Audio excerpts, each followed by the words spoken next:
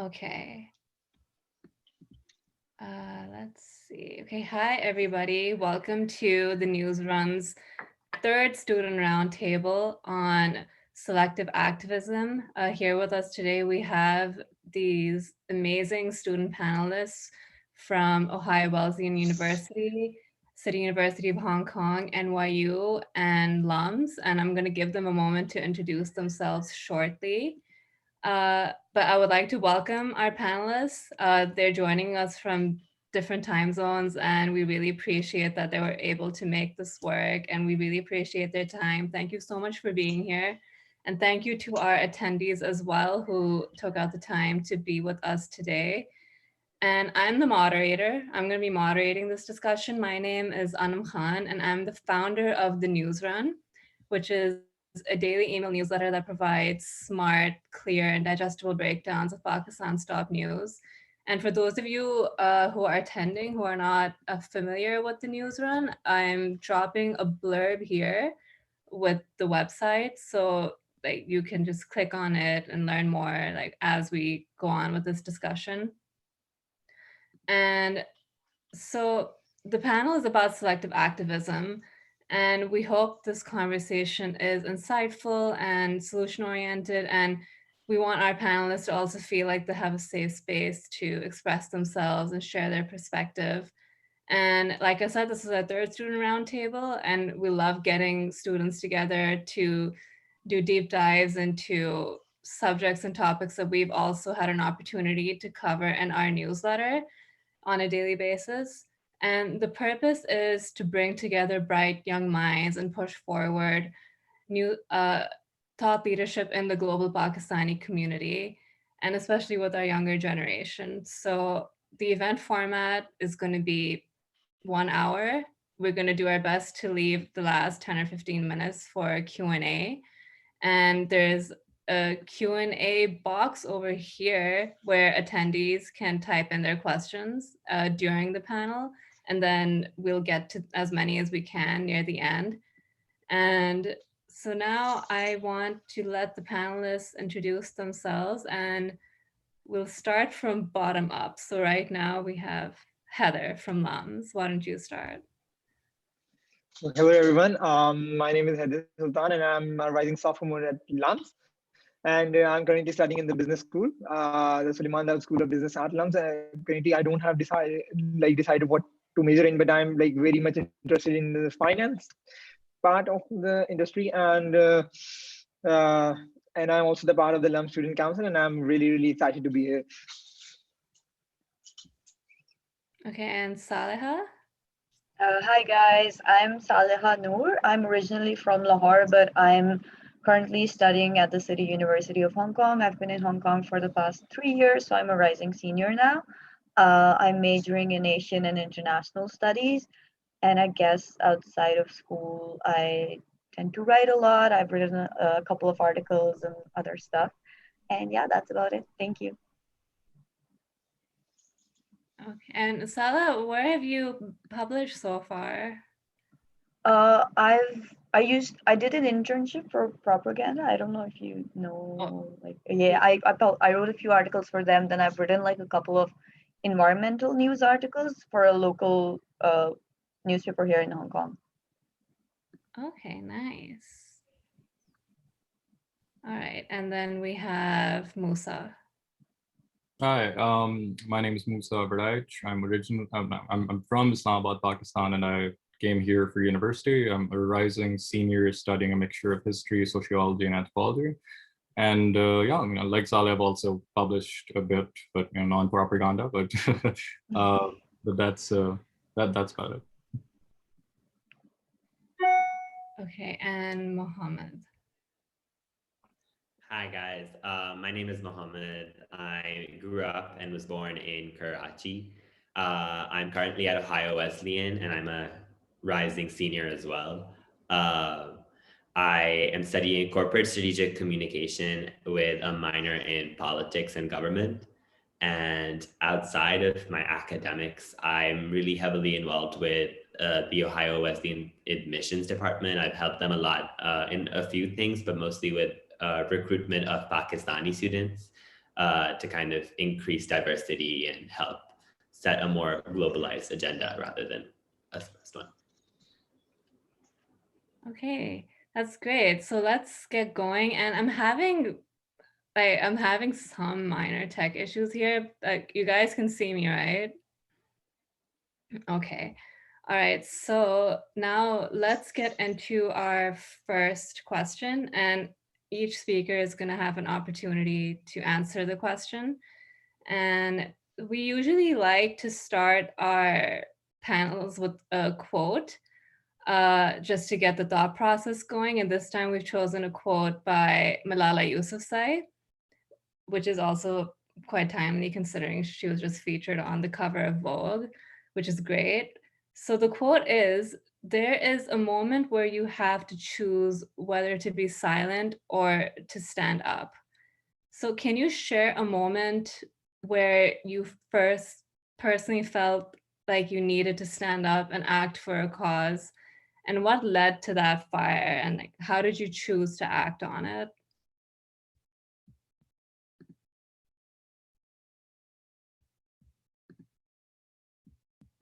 Hello? Hi, I'll go then. Okay. So for me personally, like growing up, my mom used to work for an NGO. So I guess like from a very young age, I had this culture in my house where we were encouraged to speak up, and my dad was also very like, he was always pushing us to like uh always be more confident, always speak up. And I did my O levels from Convent of Jesus and Mary. So I guess growing up, I was very exposed to the Christian community in Pakistan. And I think just going to a school where we were encouraged to understand each other and support each other, that really developed me to care more about these things. But also because in Pakistan, we're not really encouraged to speak up against our elders. I think the first time for me was probably when someone in my family had that, you know, how some people in Pakistan have that idea that they're not going to eat food if it's made by a Christian. And that always bothered me so much. So I guess the first time for me when I mean, I guess for me, activism is also like doing things in your little circle at your home at first. So just speaking up against that relative, telling them that this is wrong at a very young age, that was kind of, I guess, a very big starting moment for me. Yeah, I think so. Yeah. I can go next. I think there's really just like two sides to that. I was a big advocate when I lived in Karachi. Karachi's like known to have a lot of diversity. But I felt as a Muslim male, I was the last person to be like someone who identified as a Muslim male was the last person to be a minority in Pakistan. So I was always playing that advocate role is because that's all I thought I could do. But I think more than advocate, you have to be that bridge between a lot of the communities here because of the amount of separation that there is. And that I realized when I got to Ohio Wesleyan, where I went from advocate to fighting for myself and my place on the table. And I used what I had learned through that process to come back here and kind of in my time here, try to understand what is going on more. And I kind of now, as I approach my senior year, I'm realizing what those situations are. And I think, which it really is, there's so many communication gaps, but also there are a lot of like intolerant mindsets that have been created and have specifically been formed to like set these agendas that are being created. So personally, I've always been pushed to speak my mind. And I think that I do see that a lot more growing up now. But yeah, I think Ohio Wesleyan had a big like push in trying to be more active in that situation. Okay, thank you. And Musa or Heather, do one of you want to go next? Sure, I can go next. Kind of agreeing with Muhammad, I feel like when you're growing up as a Muslim male within Pakistani society, it's very unlikely that you're going to find yourself in a position where you feel the need to stand up as much because you're at the top of the food chain. You're you're at the top of the food chain, you don't really understand, you're obviously, as someone who grew up in an open household, who had the opportunity to think critically, who had the opportunity to, stay engaged with the political cycle, I had opportunities to, stand up to get engaged in activism. And I also debated in A-levels and O-levels. So there was some level that was already going on. But I feel like the moment that really struck to me the importance of actively participating in protests counterintuitively was when the Tehreek-e-Labbaik protest happened in Faizabad in December 2017, because I lived right next to Faizabad, and I saw, I could hear it every single night, Khadim Rizvi going on and on about XYZ.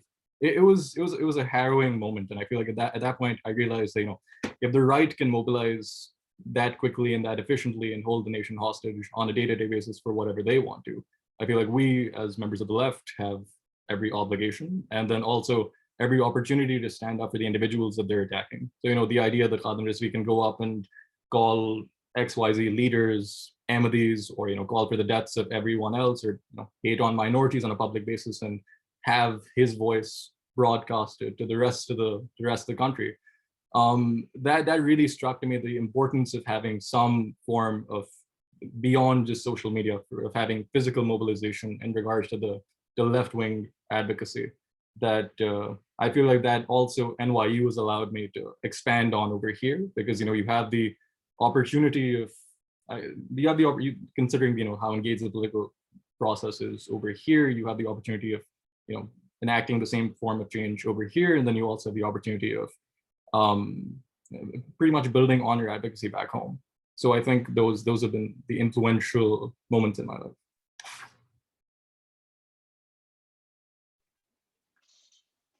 So yeah, I can go next. So I have spent almost all of my childhood in an all-boys school. So Lahore has this culture for like having all-boys elite schools and all-girls elite schools.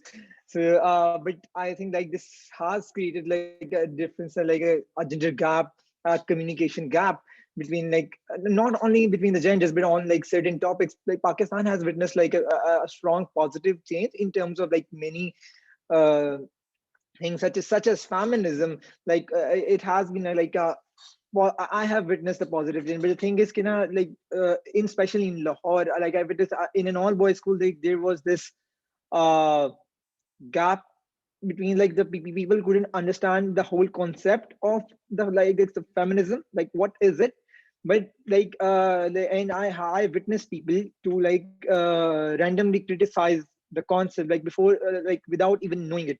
So to step up in such circumstances, and like I organized the first ever the panel discussion in a seminar on feminism in an all-boys school for the first time. Like that was the stepping point where you could like turn the wave of feminism in an all-boys school for the first time.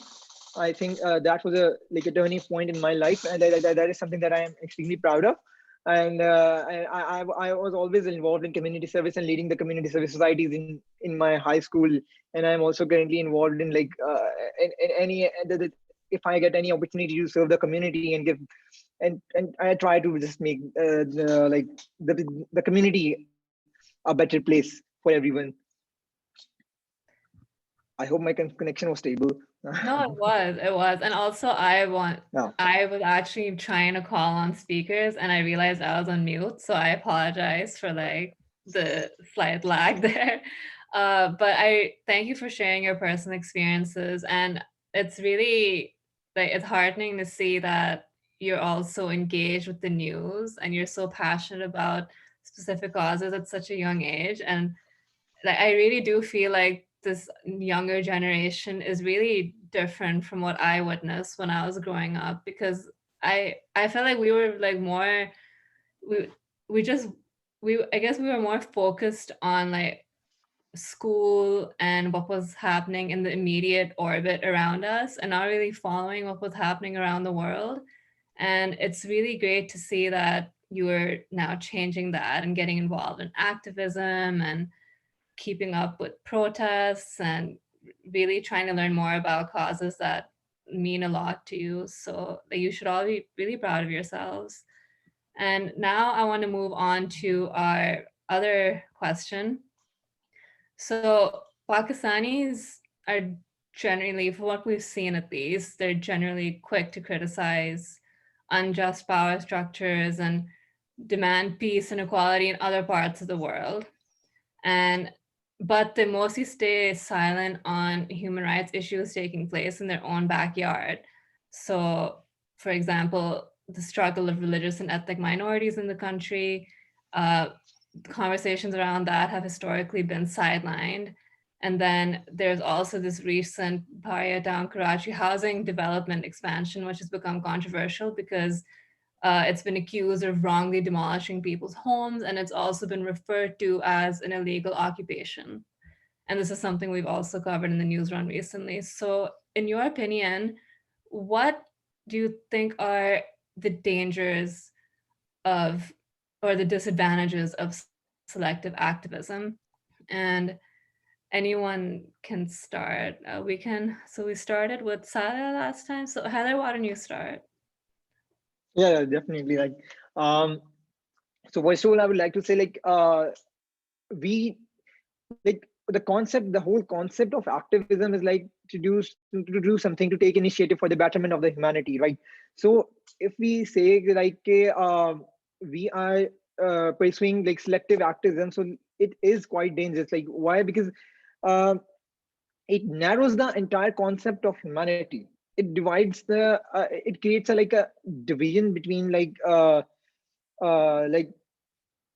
division between the humanity. Like, it divides the community, it divides the society, and then it encourages the concept of superior and inferior. Like like what humans, like what rights are superior to others, like what people do get the privilege to get their voice heard, and what part of our community don't get to have their voices heard. So I think this is one of the major risks of like selective activism. And also when we marginalize by using selective activism, we can also see that there are certain agendas for being promoted, and there are and mostly we can see, due to selective activism, like both sides of the stories left unheard. Like, people only get to see the one side of the story, and that one side can become the absolute truth for many people around the globe.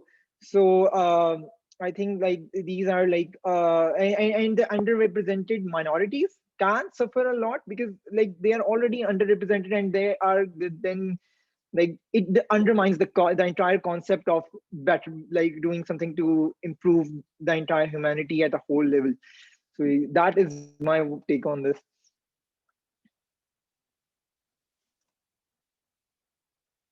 So thank you. I was on mute again, but thank you, Heather. That was a very interesting take. And Saleha, do you want to go next? Yeah, sure. So I recently did a research project over the past year on Balochistan, and I think doing that for a whole year exposed me to this idea of selective activism a lot more, because in Pakistan, especially in our generation, people are starting to speak up a lot, like you mentioned before, but there's also this tendency to speak up more for mainstream issues or issues that affect your community, issues that will affect with life experiences that you've had, or issues that you might face, but people don't really talk about other communities or other marginalized groups, because during the research project I was doing interviews with Baloch citizens as well, and I realized that because Pakistan has this tendency to frame itself as just mostly Sunni Muslim,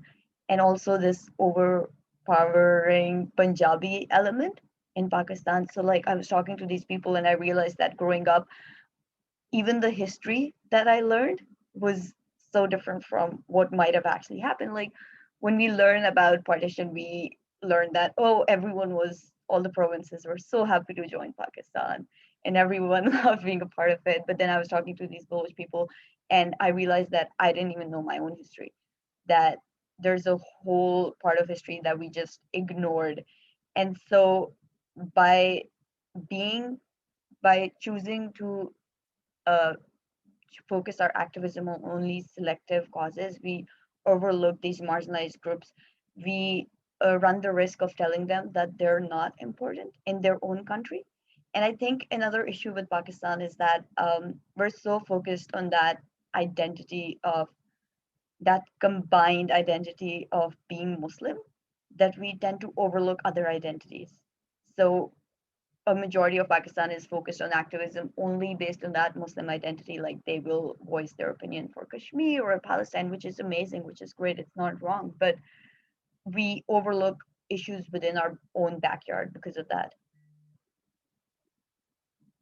Yeah, that's a really good point, and I'm glad that you brought up Palestine, because I was actually going to bring that up as well. Like, I guess the general consensus is that yes, it's extremely important to highlight the injustices taking place against that community, and it's a human issue, it's humanity.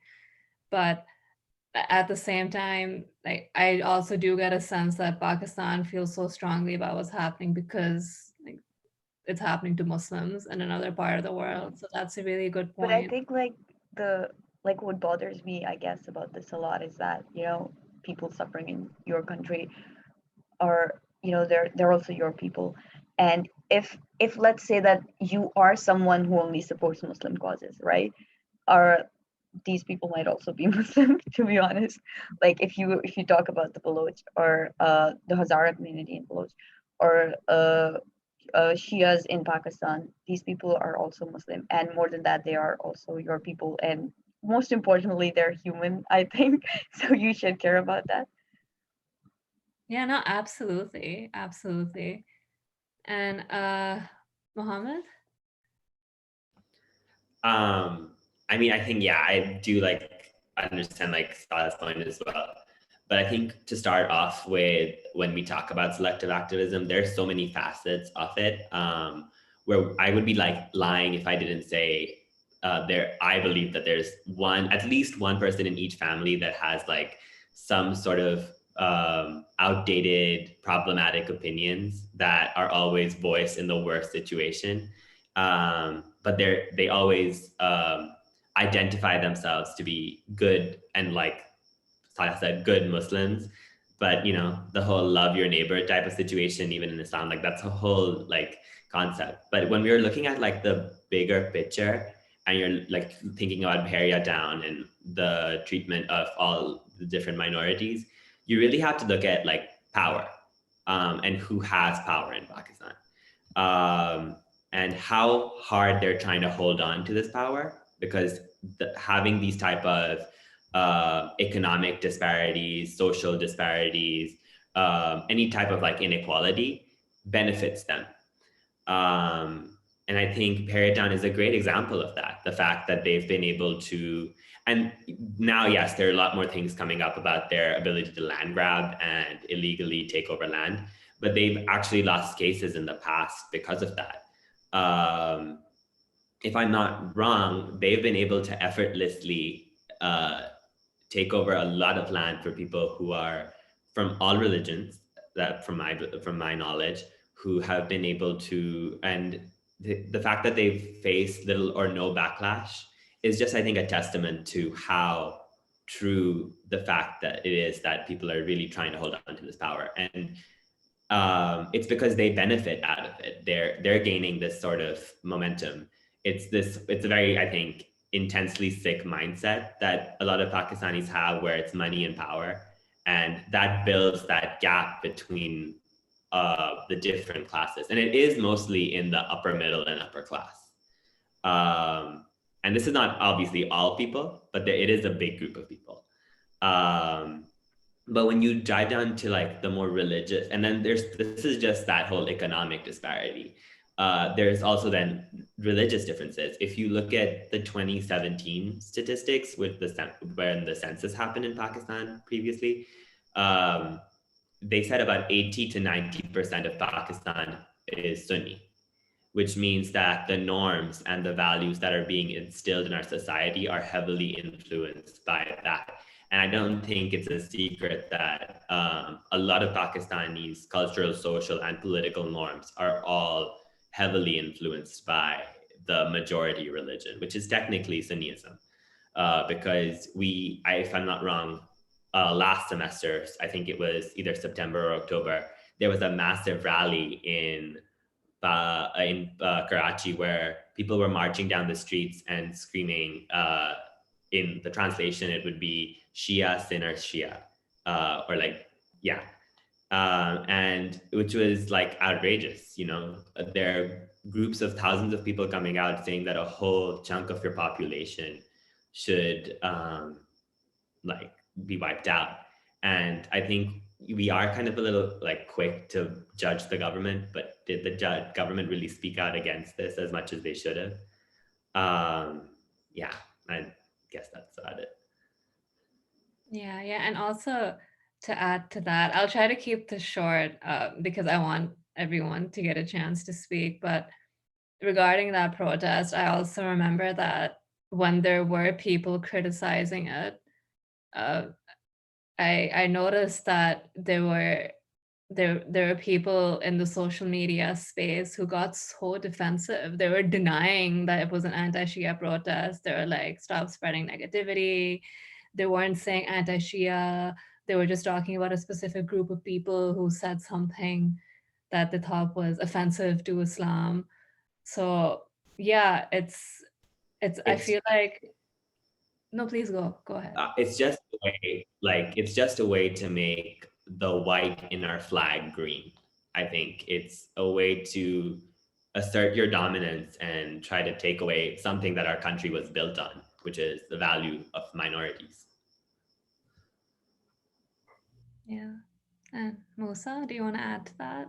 Yeah, I think Saleh and Mohammed captured most of what I wanted to say, but I think there is a lot of hypocrisy when it comes to activism within Pakistani circles. I feel like, especially when it comes to the issue of Palestine or when it comes to pan-Islamic movements, the idea that you can only stand up for a movement if Muslims are being hurt. So, we think about Myanmar, we think about Palestine, we don't think about the issues at home, because the issues at home are being perpetuated by the ruling class or individuals that, we're not strong enough to take on. You have the Balochistan, which is linked very heavily with military oppression. You can't really criticize the military in Pakistan, so that's why it's a lot easier to mobilize people for Palestine over other issues.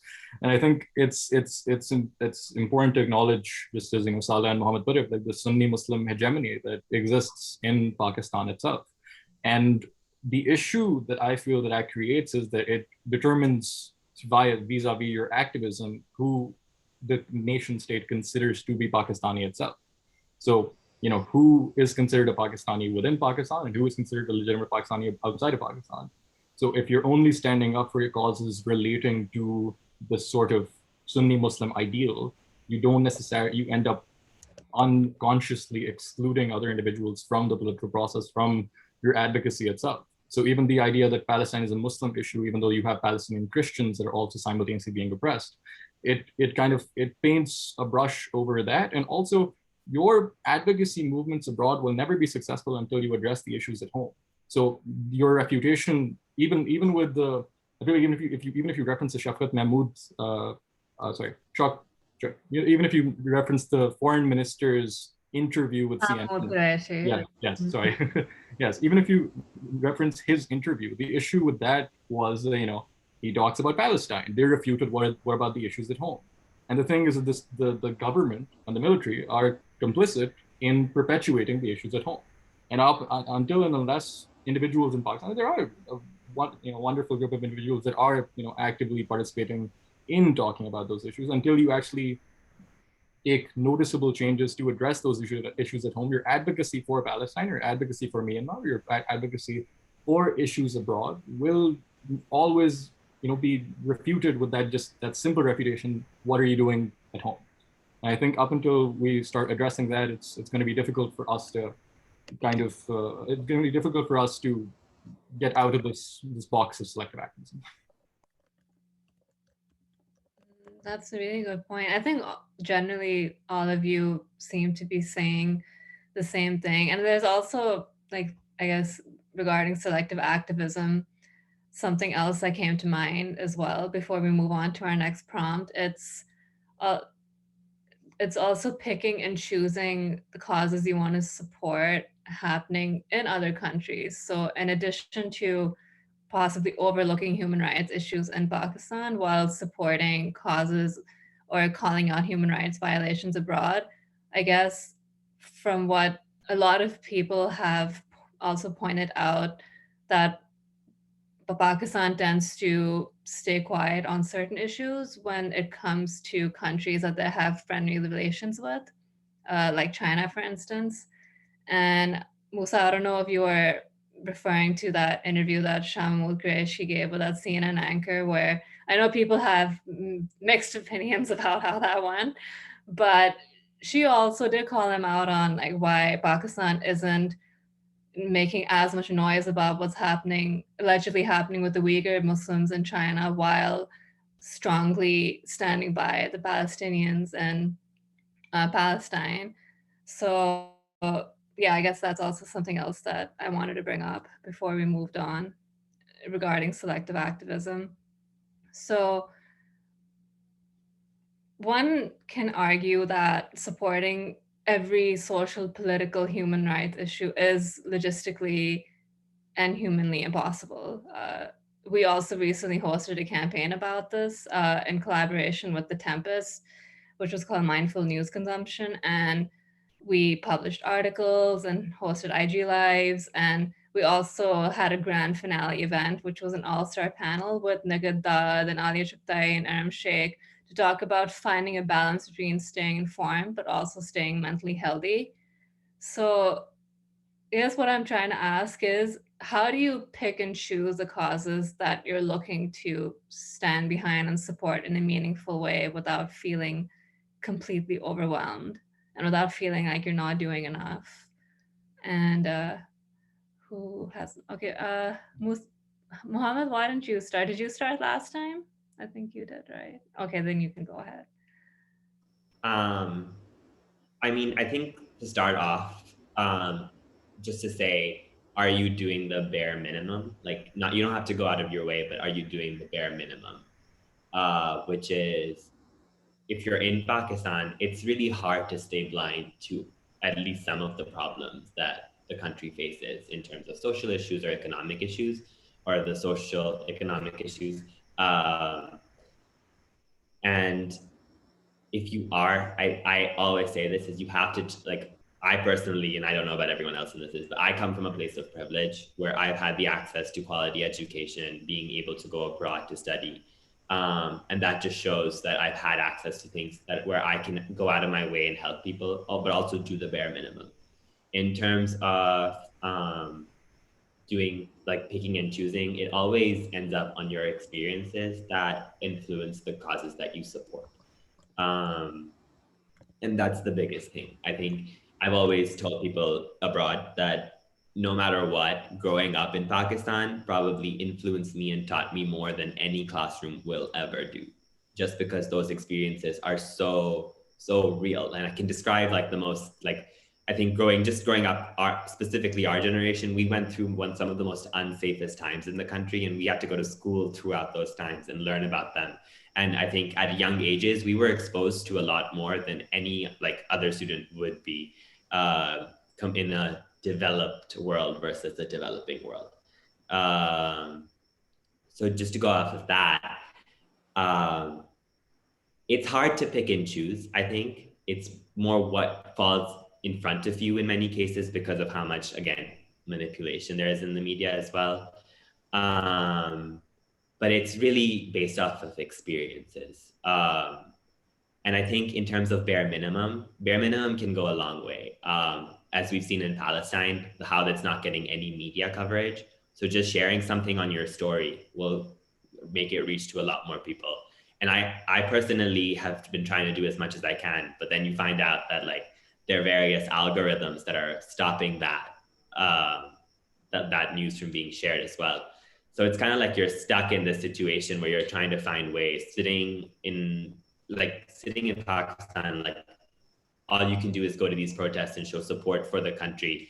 But you're really, really, honestly, it's hard to pick and choose when you live in Pakistan, and you see a lot of people going through a lot of pain. So you want to be there for all of them. And I honestly can tell you, I don't know how. It's hard. Yeah, I can imagine. Yeah, it's the news cycle. I feel like it's just not getting any easier. So like, I do know how you feel. And Heather, why don't you go next? I definitely agree with what like Mohammed said. Like it's more of the thing what falls in front of you. Like every individual in the community can play a certain role that only that individual can. Especially when we talk about Pakistan, where like we belong to that certain minority of the population in Pakistan that is privileged, right? So every individual in this chunk has access to like different sorts of problems, different sorts of causes that they can play a role to make the community a better place. It's like to choose something is it's not. Yes, I definitely agree with this. It's not a decision of like what you choose. It's like what falls in front of you and how you choose. The choice is how you choose to deal with it, how you choose to uh, work on it. So first you have to be extremely, you have to feel the need that you can do and you have to do it because it is somewhat your responsibility to, because if you are privileged enough to enjoy the fruits, you are also privileged enough and responsible enough mm, uh, to work for the community and give back to the community. So and also whatever cause that you need to know, like if you're going for a sustainable change, for a long-term change, you should know what are your end goals in it, how you can uh, pursue that goal, what you can do for it. For like you need to like spread awareness, especially in a country like Pakistan. There is not much awareness and about certain issues, especially if you ignore the big cities, like there are many areas like people don't even know the current affairs within the country. Like you like not even internationally, within the country, people don't know what is going on. You need to spread awareness about it and work towards it, but you have to be extremely passionate about it. Otherwise they will otherwise there's no point in pursuing and like working for the community if you don't feel that you have the responsibility to work for it. But I guess as a follow-up, what happens in cases where people are mostly passionate about a very specific cause, but then other issues get overlooked? Yeah, definitely that can be a case. Like for example, if a person is like passionate about feminism, but and also he's passionate that person is passionate about like maybe say like the hunger problem that we have in like in a city maybe, or maybe in the community, for example. But at a certain point in that individual's life, like maybe he or she can cater better to the feminism cause then he or she might be able to cater to the hunger cause at that point. It also depends on the on the opportunities that you have, on the path that you have access to, like what you can do for them. It's like the opportunity falls in front of you, like, but you have to make the choice. Okay, can you do justice to the cause? That is the real question. If you can do the justice to the cause, then you should definitely go for. If you can do justice to the both of the causes, then you should definitely go for the both of those. So, but the important thing is you should be doing justice to the cause. Okay, that's a good point. And Sadia? Okay, so for me, I think that every time someone asks this question about uh, how to pick and choose causes, or finding that balance between news consumption, activism, and your mental health, it just, like, I feel so privileged every time I'm asked that question, because just to have that opportunity to like sit in your room and be like, oh, okay, I'm feeling too drained, I can't do this right now, I'm gonna turn my phone off, or I'm just not gonna engage with this for a while. That in itself is such a big privilege, and I think that we should be aware of that fact, and we should remember that what we are feeling right now, like, people actually going through those issues are suffering through so much more. And I think that fact that, we share this common humanity, I feel that we do have a responsibility to do something, to be aware at least, and like what Muhammad said about doing the bare minimum, right? Like, what is meaningful activism? It doesn't have to be that you have to like go out and protest for every single cause, or like go out and help doing something in physical terms, but just being aware, raising awareness, having conversations within your own family, within your friend groups. I think that is really, really important. So that idea of picking and choosing, and I guess it is also like how he said, how, what falls in front of you. But at the same time, I think that we should be aware of the fact that what are we supporting? We should consciously try to analyze if we are listening to marginalized voices, if we're uplifting marginalized causes. So I think it's really important to analyze our own privilege in even being able to ask this question. Yeah, I'm really glad you brought that up as a reminder to our attendees as well, because, as much as I just said, the news cycle is so heavy and the people need a break from the news, and it can also have an impact on your mental health. But yes, we are very privileged because we can decide to take a step back when we want, but then those issues and problems are still happening to people. Like, whether we turn away from the news or not for like 30 minutes in our day isn't going to change that. So I think that's a really good point. Musa? I think to just echo what everyone else has been talking about, on the idea of, getting involved in movements that fall in front of you, I feel like social media has been a game changer, because prior to this, the news cycle, you have media biases that come into play. And there's also reports of how the coverage on Xinjiang always increases whensoever the issue of Palestine comes up, and that's usually by Western media as well, which shows you that activism in itself can be manipulated by certain interests to deflect from other activism movements.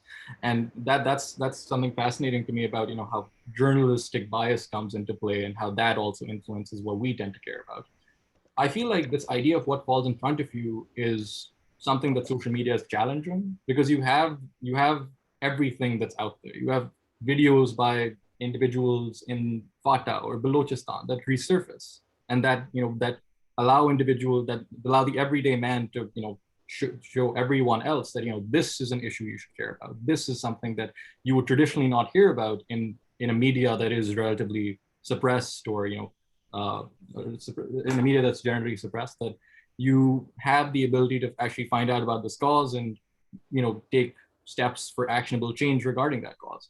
The way I pick and choose my advocacy, I feel like, is what can I do that brings about the most actionable change in my surroundings. And I think one of the things that I'm currently doing is like trying to figure out how, on the university level, we can get administrators to take part in the BDS movement over here, at NYU, because we still have a campus we're still associated with NYU Tel Aviv. We still have a working relationship with companies that are on the BDS list and on the BDS agenda. And the idea is that I feel like if you are located as an overseas Pakistani, your issues also tend to be, I guess, like more international or more related to the things that you can actually take steps towards actionable change for. And as a Pakistani, when I'm back in Islamabad, I'm obviously more in tune with the Pakistani political process, because there are things I can do here that can lead to actionable change over here as well. I feel like there's nothing wrong with. I feel like there's nothing inherently wrong with picking certain movements just based off of what you can actually make actionable change off of.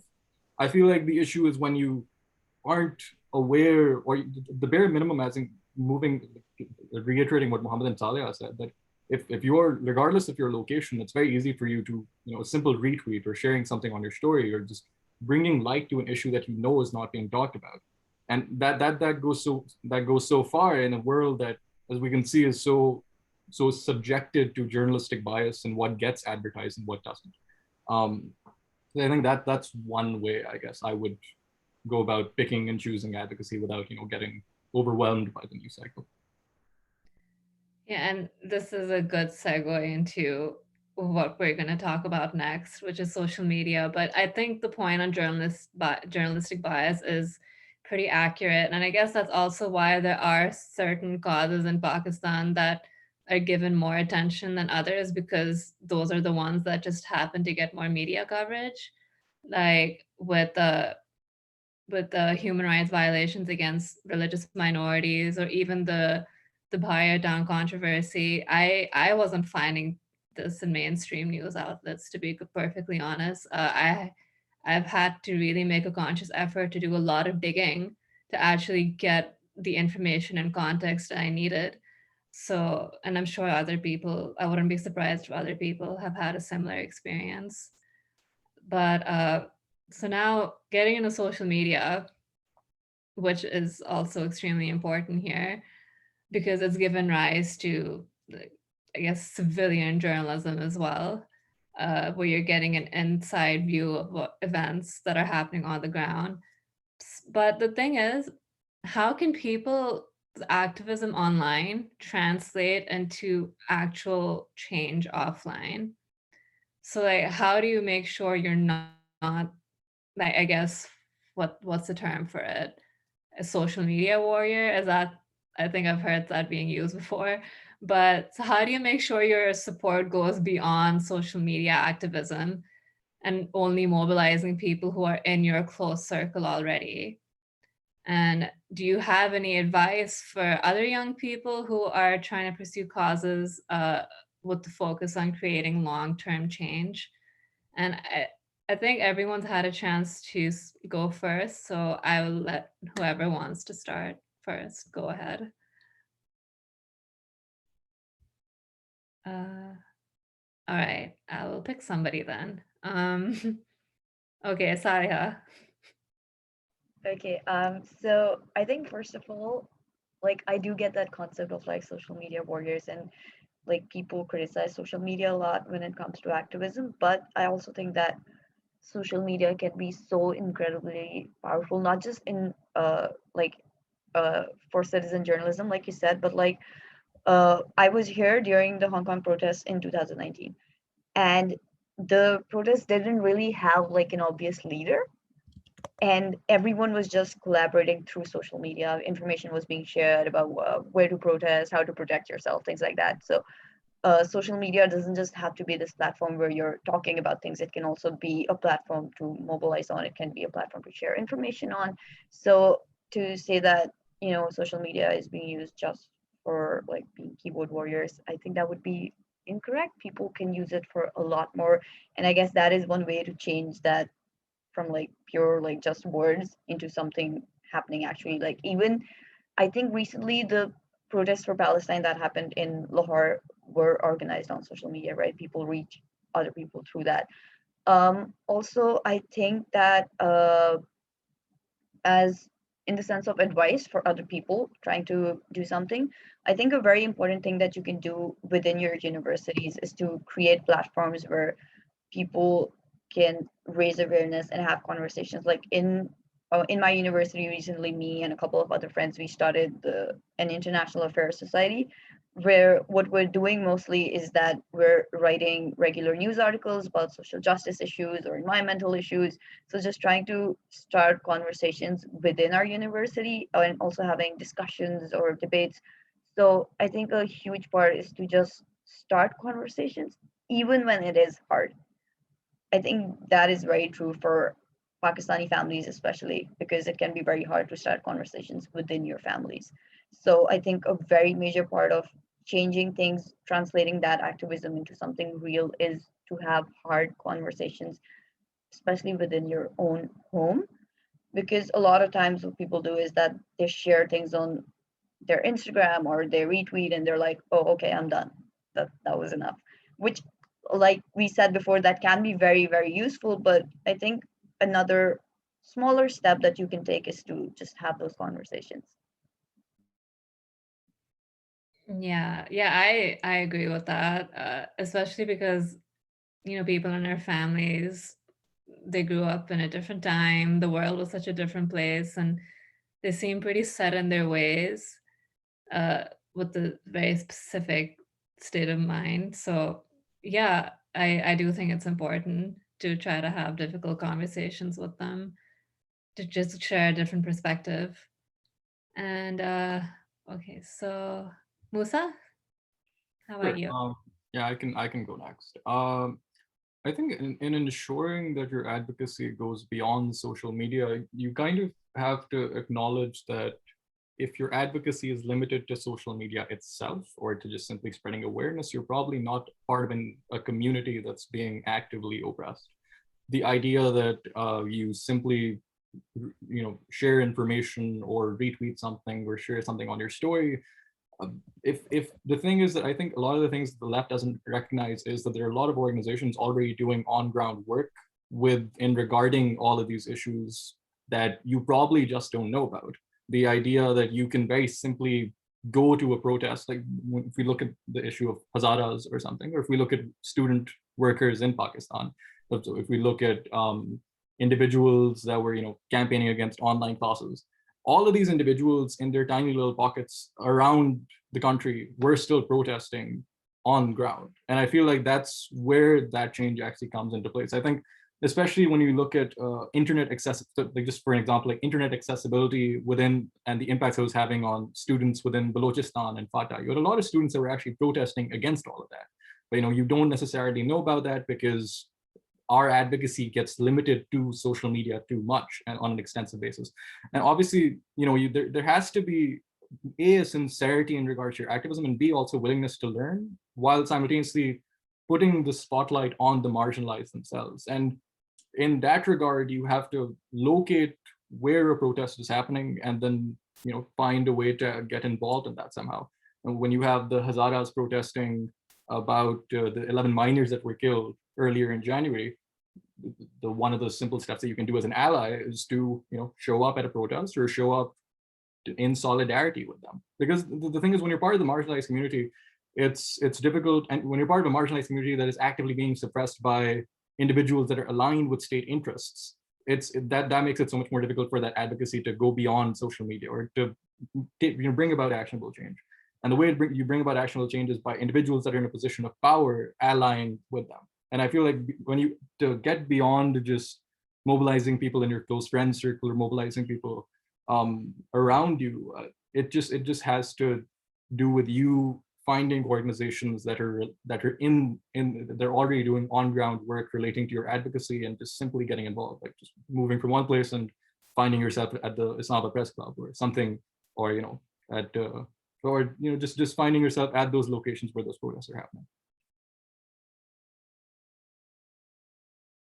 The main takeaway from that is just try to be proactive and use the information that you see online wisely, and just try to, if you identify a cause that is having a protest around it, and if you want to be an ally, just do your best to show up. And all right, Heather. I mean, I believe that social media holds a lot of power to unite and to connect the individuals in a cause. For example, I very vividly remember that approximately a year ago, not so long ago, the A-level results came in and they were a disaster because they were using the predicted grades, but it was a pure disaster. Students were not able to meet their conditions, and they were denied admissions into the universities for the exams that they did not even give.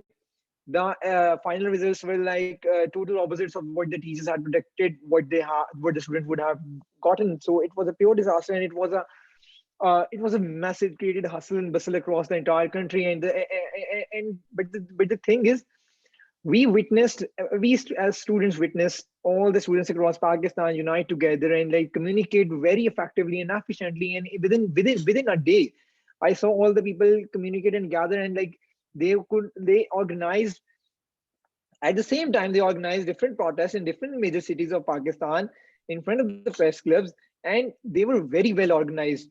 And I personally felt that online, the activism online and in person, both of these go hand in hand, because each one indirectly supports each other because they are interdependent on each other to make the cause work efficiently if you want to get to the results. So that was one example where I witnessed within a day, like all the students across Pakistan worked together, and they got the results like within a week. All the results were reverted, and people will got the results that they deserved, and which I think is the perfect example of how social media can help the cause and the people to work together and to connect with the right people, especially to get the federal minister on the side so quickly. And I think that is the perfect example that I can think of right now. That's a good point. Offline activism can support, no, online activism can support offline activism. Okay, and also I have a feeling we're going to go over about 5 minutes. Is that all right? All right. Because I want to give Mohammed the chance to answer the question too, and also at least address one Q&A question before we wrap up. Okay. I think just to round out what Salih, Musa, and Heather said, social media is a tool. It's not the change. And activists singularly need to use that tool to group and unionize in that situation to become a wave rather than a raindrop, to give that as a good example.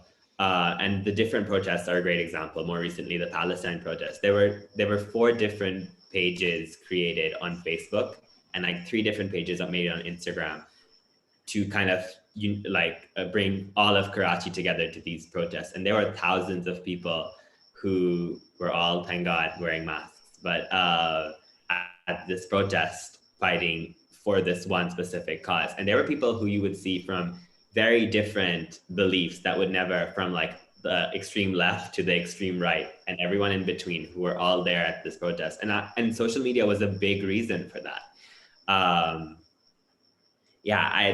Just to round up what they said, it really isn't about the activist or the actionable change, it's how they're linked together. An activist is singular, and it's how all of them group together to push their agenda and how to meet that end goal, which is that change. No one can ever do it alone. I think as history has taught us that any change that's ever happened, and it has, I think Pakistan is an example of a big example of how people have changed and how people have changed big narratives that the country has held close to themselves. We've had women's movements before women's movements were popularized globally. And we've had people advocating for minorities in various different ways, and there is always backlash, but again, these are all types of tools that are now being generated. And I'm sure social media is just one to be, I don't know what the future is for technology. There are going to be so many different platforms that people are going to use to promote their agendas left and right, so it really just depends. And I think to use these tools to grow knowledge and create awareness is the biggest change that social movements have seen, I think, till now. All right. So I guess you all do agree that social media is where the work can begin, but it's not where the work should end. Okay. So we have numerous questions, but since we're at the hour, I think I'm unfortunately just going to be able to get to one, but panelists, I can email these to you later on, and we can share your answers on social media if people want a recap of what your thoughts are in response to these questions. But there's one that was upvoted here that I will ask, and this is for all the panelists. I think Heather made a comment on privilege and giving back. Agree, but the elite of Pakistan do not give back and live in a bubble. how do we encourage the privileged class to actually give back since they have the resources? Oh, Heather? Yeah. So basically, I was like listening to an interview by Mr. Javed Akhtar Saab. I don't know if you guys know Javed Akhtar Saab, but he's a very renowned writer across the world and a very renowned critical thinker. So he was talking about this concept. Like it hit me differently. That he said that if you do something right for the sake of getting a reward from it, um, it's not doing the right thing. If you're doing the right because you know it's right, then it's the right thing to do. So basically, to do the right, to do just to give back to the community is it's not because it should not be because you are getting a reward out of it. You're getting something for yourself out of it. You should be doing it because you know it's right. It's your responsibility. Basically, it's you have to create this sense of responsibility. And how do we do it? We can try. We can definitely try to like educate people, create awareness, and like create a sense of responsibility, because in the end the sense of responsibility comes from the heart. You can't make it and place it in someone's heart. It has to come from your own heart. So I definitely agree with like Javed Hassan's point that you should be doing the right thing because it's the right thing to do, not because you're getting something out of it. It can be anything, whatever the reward can be, but you should be doing it for the sake of, because it's the right thing to do it and it's your responsibility.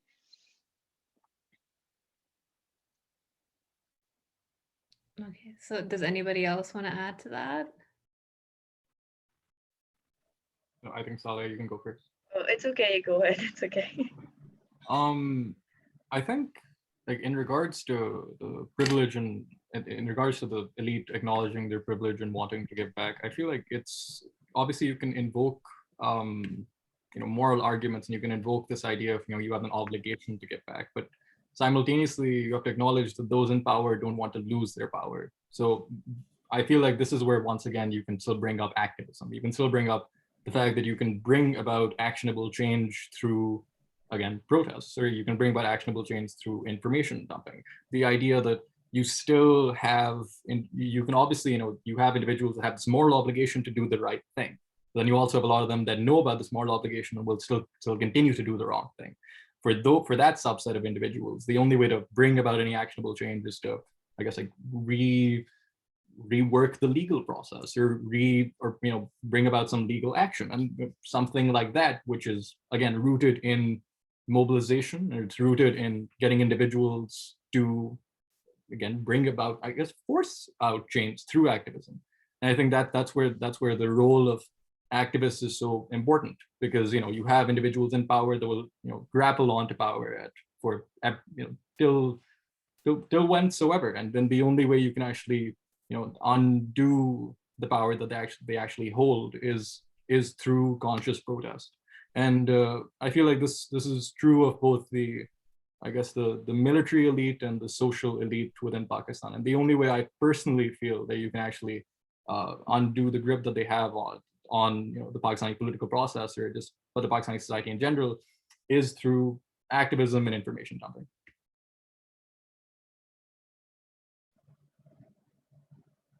I really liked what Heather said about doing the right thing for doing the right thing, because I feel that that idea of the elite in Pakistan living in a bubble, like I saw this a lot while I was in A levels, and even once I graduated, I saw a lot of people doing like volunteering at NGOs or starting their own NGOs just to like get things onto their CV for university admissions.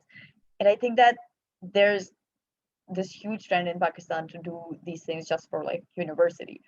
And so people aren't really sincere in what they're doing. And I think the harm in that is that when you do this just for your university applications or just to put something in your CV, you're not really making actual change because you're not passionate about it. You're not putting in that effort. So I think that people need to be more sincere in the actions that they do take. And another thing that I think might make people more likely to act is I think that the way cities in Pakistan or Pakistan as a whole is built is that different classes are very separated.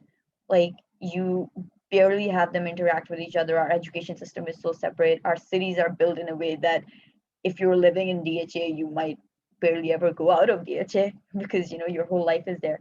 And like living in Hong Kong, I realized that even Hong Kong is a very unequal city. Like Pakistan is unequal, but in Hong Kong, because people maybe use a lot of public transport, or you have a lot of people just interacting more, I guess. So I think a really important step that we could take is create spaces where people from different classes are interacting, where you're understanding each other's issues, where the elite are understanding the problems that exist and they're not just living in their bubble. So sort of we need to like burst that bubble, I guess.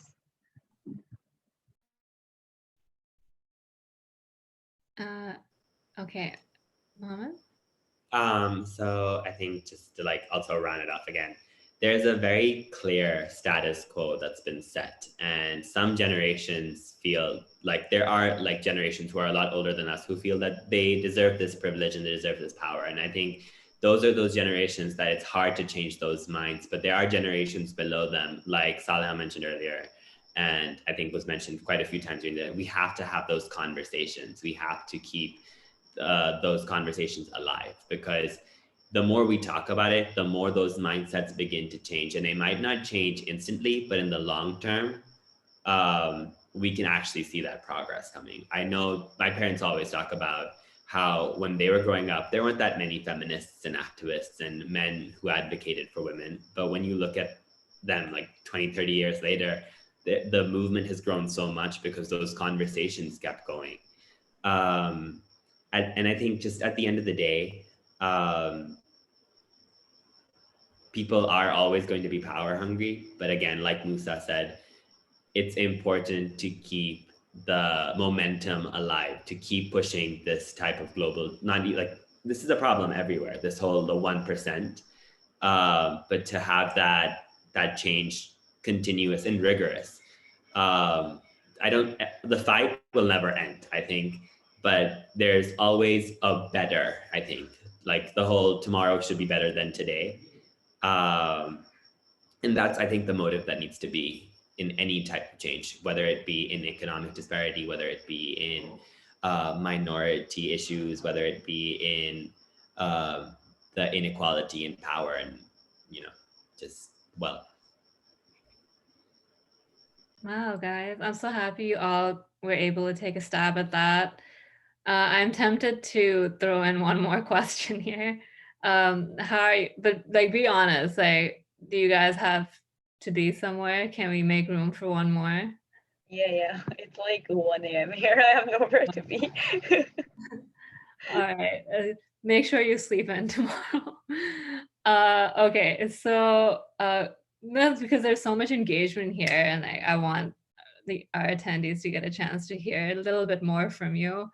So there's a quote: growing up as a Muslim male in Pakistani society, you are at the top of the food chain. And I think this is something Heather said. Setting up a feminism webinar at an all-boys school, exclamation mark. This is great, guys. Would you both agree Pakistani society cannot move forward effectively without first dismantling the toxic patriarchy, which is so deeply ingrained? And this is for anybody. I think this question was like meant to be for Mohammed and me. I think Mohammed said the top of the food chain. What do you think? I guess so. I think I definitely referred to it, but I think Musa said that. But I can definitely talk about the question. I definitely think it's like evident that there is toxic patriarchy in Pakistan. But again, once upon a time, there was toxic patriarchy everywhere. So again, like change is always inevitable. You can only suppress voices for so long. We've seen countries overturn governments in a matter of days, in a matter of hours. I think what I see with Pakistanis is they're not afraid to voice their concerns, even if they're like a little more not morally correct concerns. And even if, and obviously even morally correct concerns. And at the end of the day, I believe strongly, and I see it as well, that mindsets are changing with generations that grow. You do see, I think, new interpretations of what toxic masculinity or toxic patriarchy look like. But they're definitely not as bad as they were. I think, like, just to do a comparison of what we fight for in like social change versus what the West fights for, we've been fighting for, like, just to compare, just in one example would be like in feminism or in women's rights, we're fighting for a lot of fundamental change when it comes to feminism and women, whereas the West is fighting more on equality and equity.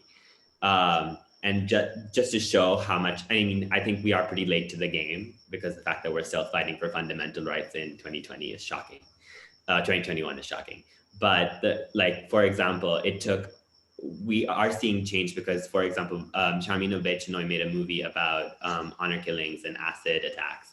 And that movie overturned a law that was created to stop that. And I think still it's a little crazy that it took up till 2016, I believe, to like change that law or like amend that law and make sure that women have the right to fight for themselves when someone attacks them with acid. I think that is a crazy thing that happened so late, but still there is change. And I think because of the society and the preconceived stigmas and societal norms that have been put, it is a little slower here, but I don't think it's going to get any slower. I think it's going to pick up.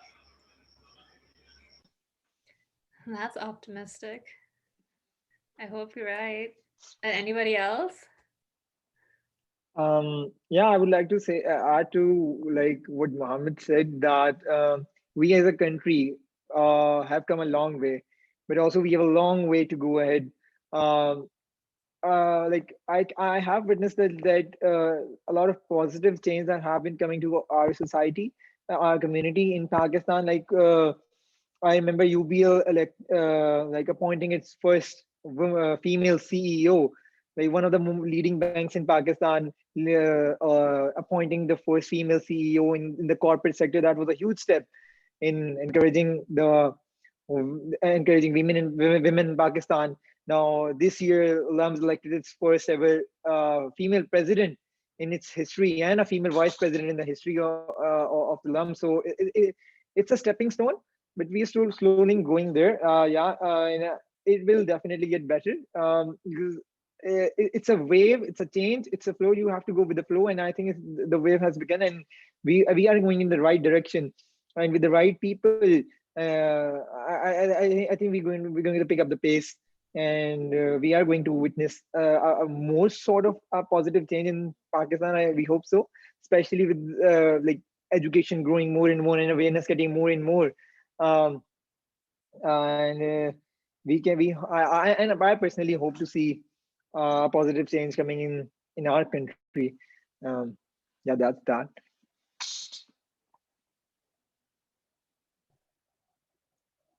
Can I go?